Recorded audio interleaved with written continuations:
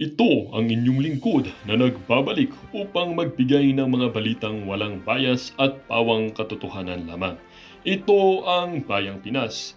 Tila ba naging usap-usapan ng isyong ito sa buong bansa at iba't ibang social media platforms.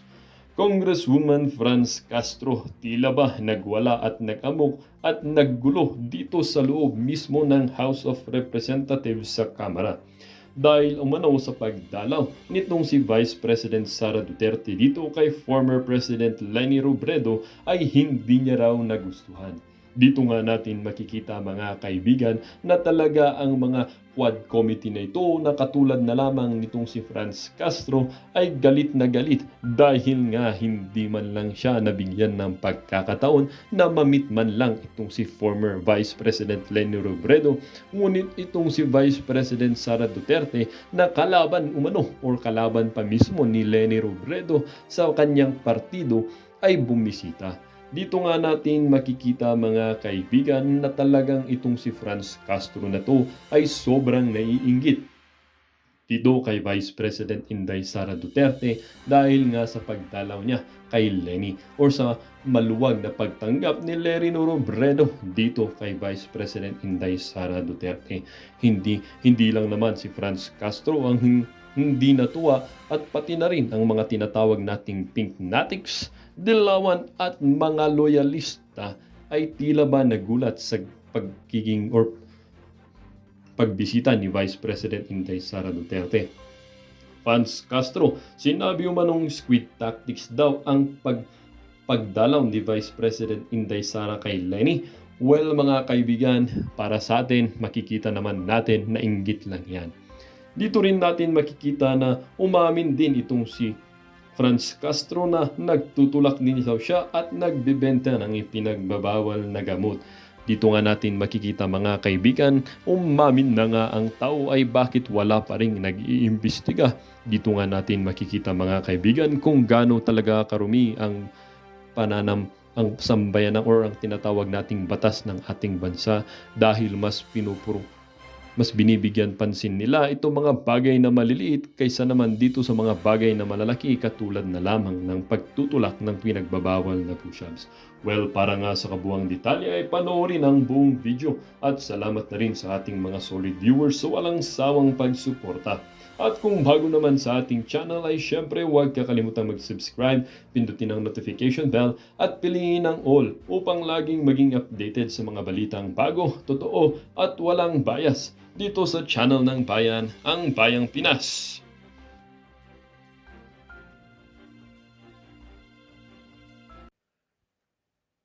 Di ba mga Marcos loyalist kayo? Bakit kayo nakikialam sa mga dilawan at kakamping? Nakipag-deal na ba sa inyo yung mga dilawan at kakamping? Masisira ba yung ano nyo? Yan ba ipagmamalaki nyo na unity? Unity kayo sa susunod na eleksyon? Yan ang bago nyo ka-unity. Wala kaming pakialam dyan sa mga dilawan at kakamping. Walang tulong kay BP Sara yan. Meron lang tulong, ang tulong lang yan, natotorta lalo yung utak ninyo. Torta na nga utak nyo kay BP Sara, hindi nyo na nga alam kung paano pa babagsakin. Natotorta pa utak nyo pag nagkikita. No? Talagang no, yung mga walang katiwa-tiwala sa sarili nila. Walang katiwa-tiwala sa leader nila. Simple lang naman po yung sagot dyan. Bakit pumunta si Sara Duterte? Peña Francia po. Peña Francia po ang pinuntahan niya ron. Yung ba naman? Politiko po yan eh. National leader po si BP Sara. No? Peña Francia, maraming tao. Panahon na yan. Ang pag kayo po leader, hindi po kayo kung kailan lang kayo tatakbo, tsaka lang kayo mag-o-organize ng yung mga leader sa bawat ano. Yan po ang hindi natin alam. Matagal po yung pag-o-organize na yan. Pagkuha mo ng mga leader sa bawat lugar. Kung si BP Sara ay may balak po na maging presidente sa 2028, natural. Iikot yan, natural. Maghahanda yan ng mga leaders niya. Ganun po yun. Not necessarily na si Leni ang pinuntahan niya ron. Mas importante sa kanya yung Peña-Francia. At saka given na mahilig talaga yung mga katulad natin na mga hindi religious, hindi natin mauunawaan yan, eh. Pero sa mga religious po na mga deboto, gets na gets po nila kung bakit. Okay, punta po tayo rito kay Laila de Lima.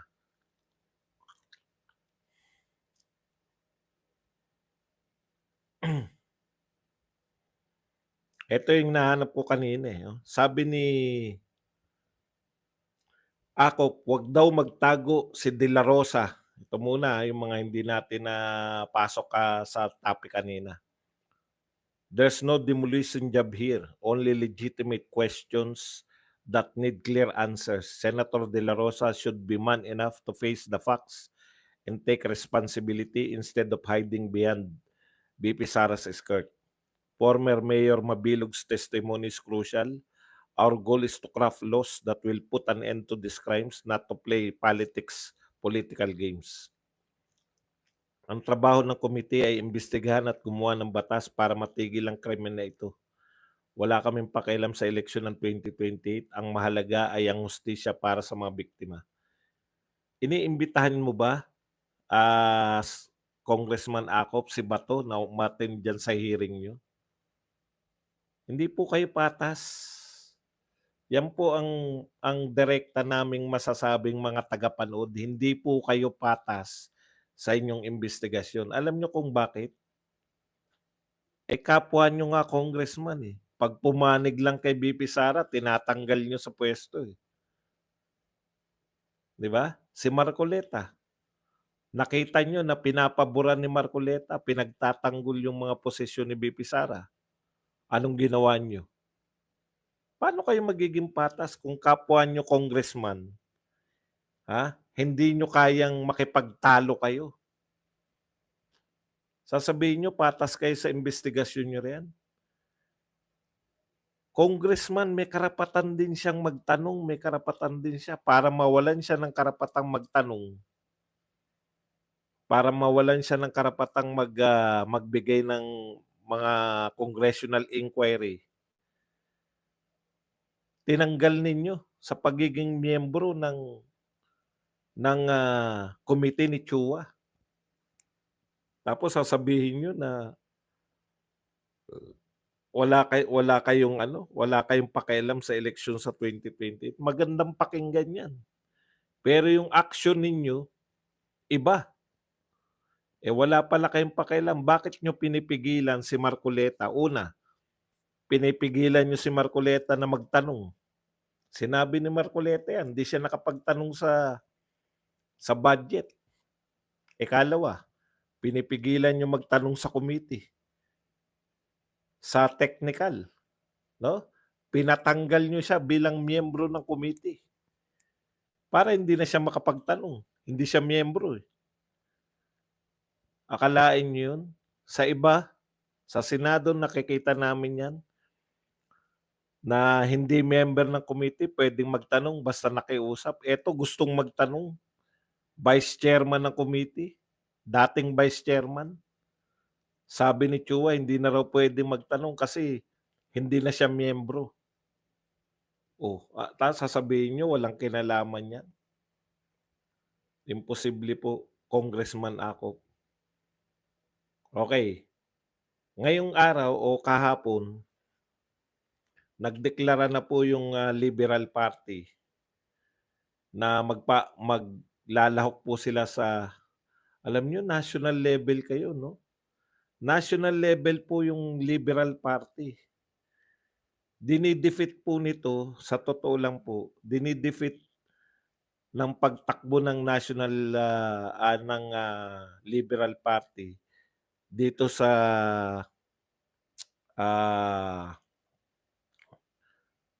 ano na nga tawag diyan? Party list. Dini-defeat niyo yung ano, yung purpose ng party list system, eh. Ang party list system, 'no, para po 'yan sa mga grupo, samahan, na hindi nila kayang manalo bilang congressman. Kung sila tatakbo, hindi sila mananalo sa congressional district dahil mga mayayaman lang nananalo diyan.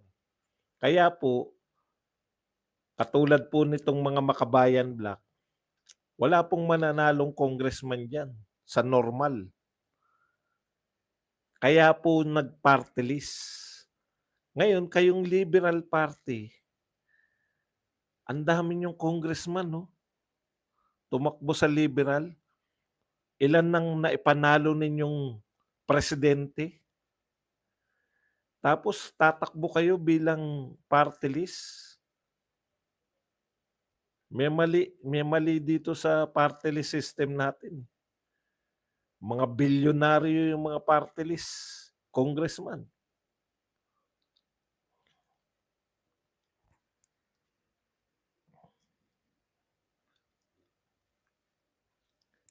Kayo kung mahina kayong umintindi, 'no, hindi ako tutol sa party list system. Ang tinututulan ko, yung Liberal Party na national, nakakapaglahok 'yan, nakapag-ilang panalo na, ilan ng presidente ang pinanalo ng Liberal Party. Lalahok sa party list, 'di inaagawan mo yung mga walang kakayahang manalo sa congressional level, yun yung point ko. Puwede ba bago kayo mag-react, Marcoleta, hindi ako tutol sa party list. Pakinggan yung sinasabi ko, tutol ako sa mga national level. Halimbawa, Lakas CMD, pinakamalaking partido, halos lahat ng congressman miyembro ng Lakas. Dapat ba meron pa siyang sariling ano, party list? Nakukuha niyo ba ibig ko sabihin? Kaya niya nga magpanalo, ng mga congressman, eh. Bakit pa siya lalahok sa party list? Ibigay niya yan sa, yun yung sinasabi ko dito sa Liberal Party. Anyways, pagpapakita lang yan na mahina na sila, 'no? Pagpapakita lang yan na hindi na nila talaga kaya. In fact, isa lang yung kandidato nila, sa Liberal Party. Pero ang malupit dito, yung, reaction nila dito sa nagsasabi na sila ay pro-administration. Alam niyo, tignan niyo po yung mga pronouncement ni De Lima before po sila tumakbo. Ito po ang sabi niya, "There is no such party position, inclination, or plan to align itself with the Marcos administration. We are an independent opposition party and that we engage in political discourse based on issues. Hindi kami pumapatnig sa PBBM administration because there are still issue that we hold them to account. As of now, the Liberal Party leadership is not inclined to do that." Tignan nyo, yung Liberal Party ay hindi naka-align. Diyan siguro gigil na gigil 'tong mga loyalista, 'no? Bakit biglang-bigla hindi na kayo naka-align? Sasagutin ko rin. Kung hindi maunawaan ng mga loyalista, naiintindihan ng Liberal Party ang sitwasyon, 'no? Yang ka-unity yung Liberal Party ngayon, yung mga dilawan at kakamping, kaya nga sila naging dilawan, mga baliktarin yang mga yan. Hindi nyo pa rin ba naunawaan? Walang tatag na, ang problema ng presidente tsaka ng pinsan niya, si Martin, sa tulong nito ni Saldico, ang problema nila, 'no, hindi yung mga Duterte, masarap masarap ang mga Duterte ang mga tapat na ka-uniteam sana. Kaso pinili na suportahan yung ambisyon nung pinsan, si Martin. 'Wag na tayong magbulahan lahat. yan talaga ang dahilan kung bakit nabiyak yang, Uniteam. Huwag niyo nang ibintang yan kay VP Sara. Okey. Sa madaling salita, naiintindihan ng Liberal Party na itong administrasyon na 'to, wala na sa tao 'to. Marurunong naman mag-obserba yang mga yan. Hindi nila i-a-align, 'no? Hindi nila i-a-align yung kanilang sarili dito sa pabagsak ng popularidad ng administrasyon. O kung nabubuhay pa 'tong mga loyalista na 'to sa pangarap, bagsak na po yung popularidad niyo. Umaasa na lang nga kayo sa mga survey ng mga Octa Arts Dancer survey na lang tsaka No Limit Tangere, at meron pa isa Okolum, Diyos ko, mga never heard na mga survey. Hindi na rin po pati ang mga survey company na yan, hindi na rin po magtatagal yan. Dahil hindi na pagtitiwalaan ng tao yan. After na manalo si Sara Duterte sa 2028. Marami na pong ganyan, 'no? Marami na pong, nawalang mga survey firm dahil na-realize ng mga tao na nagse-serve lang dito sa mga okey. Eto magandang senyales 'to, kasi mga baliktarin yang mga dilawan, eh. Magandang senyales yan na talagang ang popularidad nitong administrasyon na 'to ay sadsad na sadsad na. Napupunan niyo ba walang naglalabas ngayon ng mga trust rating, mga ano ba yung kasama na trust rating tsaka ano? Kasi nga bakit sila maglalabas, negative na yung mga yan. Lantad na yung mga kalokohan nila sa Kongreso. Ang lalakas ng loob nitong mga congressman na akusahan si VP Sara, milyon lang ang pinag-uusapan. Kayo, bilyon ang hinahanap sa inyo, performance rating. Yan yung paulit-ulit kong sinasabi sa inyo, dalawa lang yan talaga yan.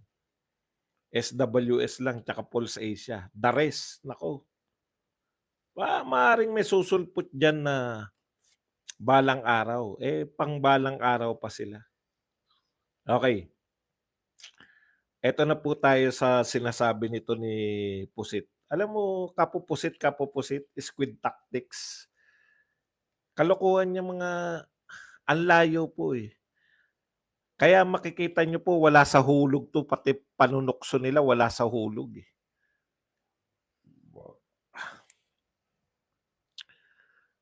'No? Bakit? Ang layo naman, wala pa po sa karanasan nating lahat na may mga edad na ngayon, wala pa po sa karanasan natin na tinuksong tao, maputi, tinuksong pusit. Kaya po tinutuksong pusit dahil maitim. Kita mo, maghanap rin lang ng panukso, palpak pa, ganyan po kapurol ang mga utak. Walang katuturan. Kaya hindi nagka-catch up, eh. Walang dating, eh. Simpleng-simple lang po yung mga tukso kay Leni Robredo. Gano'n po magbibigay ng tukso. Mga Duterte napakasisimple lang. BBM Bangag, si Duterte natin una narinig yun. Very catchy, 'no? Simple lang pero rock ang dating. Leni Lutang, gano'n lang. May nalalaman pa kayong pusit, nagtataka pa, eh. Leni Uts.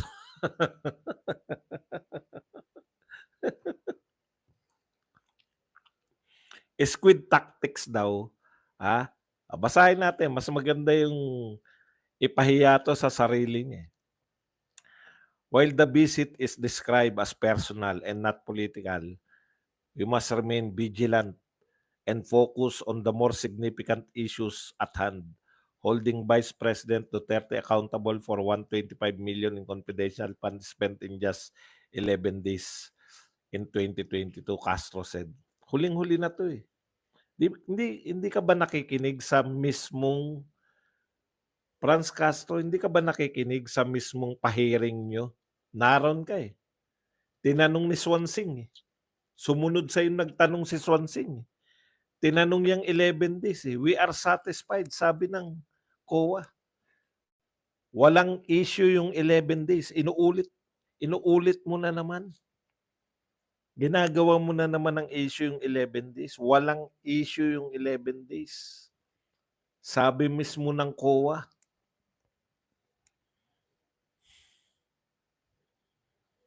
Maniobra daw to. We should not be sidetracked by these maneuvers. The public deserves transparency, accountability, particularly on matters involving public funds. The questions surrounding the use of these confidential funds must be addressed and clarified. Pumunta din siya sa Naga ay dapat tularan niya si Lenny. Yan. So, asa na yung tactics dyan? O, yan. So, ang sabi nito ni Castro, no, squid tactics to divert public attention from pressing issues. Yung sinasabi niyang pressing issues, confidential fund. May problema daw yung confidential fund noong 2022. May problema din daw yung confidential fund noong 2023. Kaya nagkakaroon ng problema kasi ginagawa niyo ng problema. Wala naman talagang problema eh. No?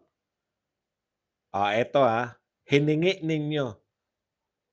Kahit hindi na po nila unawain, basta tayo nagkakaunawaan.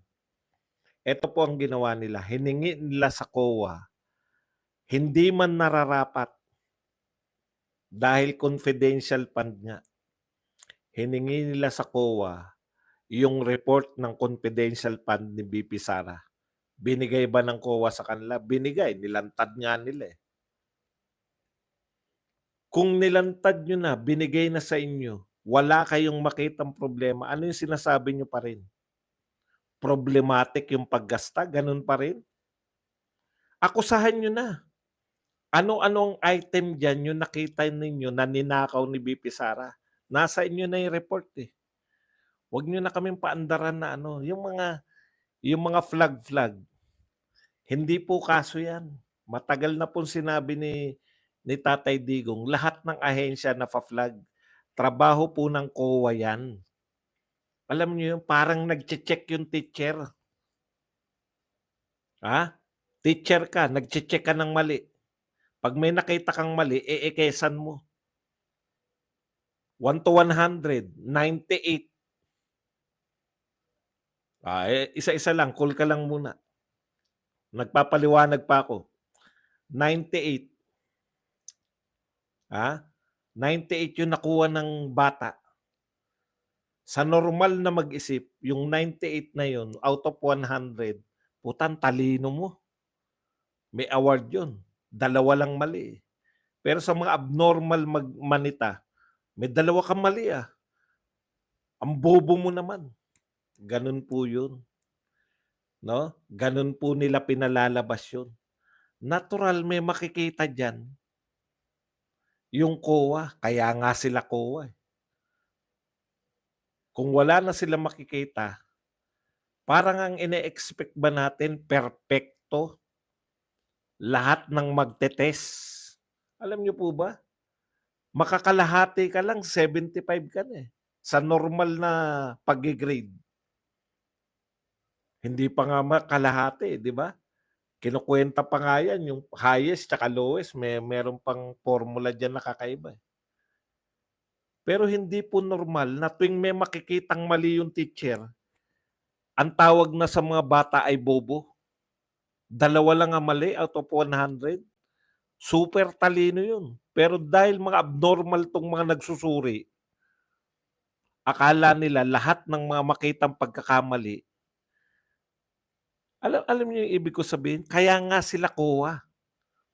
Dahil marami silang nakikita. Kung wala silang makikita, hindi sila bagay sa COA. Ang COA, lahat yan. Kulang ng isang pirma, kulang ng gano'n, kulang ng petsa. Yan po ang tinitignan nila sa mga papeles. Okay, disallowance. Okay lang sana, no? Okay lang sana yung disallowance na yan. 2022 may disallowance, 2023 wala pang disallowance. Badong 2023 daw pati daw 2023. Isa lang, cool lang kayo, isa-isahin lang natin. Pag sinabi pong disallowance, krimen ba yan? Hindi. Kasi kung krimen yan, sinampahan na ng impeachment si BP Sara. Gigil na gigil nga sila impeach. Hawak na nila yung papel eh. Tandaan po nyo, hawak mo na yung papel. Hindi naman tayo bobong mga tao. Gusto nilang impeach si BP Sara. Wala silang makitang impeachable. Yun po yun.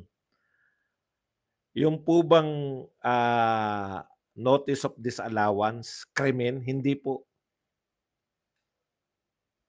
Kung krimen yan, edi mas malalaki yung notice of disallowance ng Department of Agriculture, Department of Transportation, at Department of Public Works and Highways. Bakit hindi nila inimbitahan? Bakit nila imbitahan yan? Hindi naman si Sara Duterte ang pinuno niyan. Kung hindi nga nag-resign si Sara Duterte sa DepEd, kakalkalin pa rin nila eh. Actually, kinalkal nga nila yung DepEd di ba? Yun eh. Ang point lang, hindi naman totoo yung gusto nila eh. Hindi naman totoong transparency yung gusto nila. Ang gusto nila, idiin si Sara Duterte.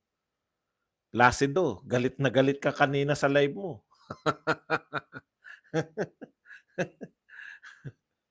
Maka-atake. Di ba? Hindi naman transparency gusto nila eh. Bukang bibig lang nila yung transparency dahil kung ang gusto nila transparency, nauna pa si Tatay Digong na magsabi na open the books. Unang maisog pa lang, unang maisog rally pa lang, sinisigaw na ni Tatay Digong open the books.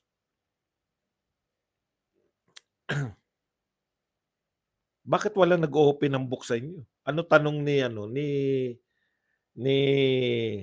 anong pangalan nito? Ted Filon. Sino po ang bumubusisi naman ng budget nyo? Wala. Walang bumubusisi ng budget nila. Ha? Wala. Saan po napunta yung bilyon-bilyon ayon kay Herrera, Congressman Herrera? Saan napunta yung bilyon-bilyon na savings ng pamahalaan? Ni-record, wala kayo.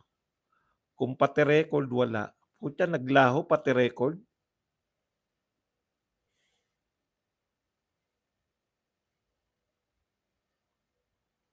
Hindi po pwedeng pati record maglaho. Naglaho na nga yung pera, pati record, naglaho. Tapos, mananawagan kayo accountability. Alam niyo po, galing ako sa gobyerno. Dalawasin ko po yung AOM na yan. Wala po namamatay dyan. Notice of disallowance, may 6 months ka pa. Alam niyo ba kung kailan lang nabigyan si BP Sara ng notice of disallowance? August. Alam niyo pa petsa, August 24. September, inimbestigahan niyo. Wala nga kayong nakita eh. Wala kayong nakita. Hawak niyo na yung papel galing sa COA. Wala kayong nakitang katiwalian. Pinalalabas lang ninyo na may katiwalian. Kasi yung mga tao hindi sanay sa mga tawag na disallowance. Yung mga tao sa gobyerno, yung may mga hawak na pondo, sanay po kami dyan. Sa terminong disallowance, sa terminong AOM, Audit Observation Memorandum. Memorandum yan kasi may nakita sila eh. Kung hindi sila mag-i-issue ng AOM, yun ang katakataka. Kasi putya, walang nakikita yung auditor ng COA. Ha? Grabe. Bakit? Baka nalagyan yan kaya walang nakikita. Habang may nakikita, normal po ang transaksyon. Kung marami silang nakikita sa OBP, pero tinanong nyo ba kung ano yung nakikitang obserbasyon? Nakinig ako. Ako nakinig lang, Castro, ha. Nakinig lang ako. Ikaw participant ka. Hindi ka nakikinig. Simple lang po yung sinabi. Katulad nun, meron po bang mga Office of the Vice President, meron bang mga hindi natanggap? Kasi ang problema diyan, ghost delivery, di ba? Meron bang mga hindi yung mga pakain at iba pa, lahat ng mga social program, lahat ba yan ay naibigay? Naibigay lahat. Eh, malapit na mag-expire. Putya, pwede pa ngang kainin yan. Malapit pa lang pala eh. Tanga ba tayo? Tignan niyo po yung sinasabi nila. Gagawan lang nila ng drama. Ganito po yan. Pagde-deliver lang. Lahat po delivery lang. Wala namang issue pagde-deliver lang nila. Pinapakain pa. Malapit na ma-expire. Pag ganun dineliver nyo, parang may anomalya. Pinapakain pa, malapit na expire. Eh kung ganito ang delivery, malapit na ma-expire to pakain na natin. Pareho lang yun, pinakain lang. Pero yung paraan mo ng pagde-deliver, yung isa mukhang magnanakaw yung malapit na ma-expire, pinakain pa. Malapit pa lang pong ma-expire. Hindi pa po expire.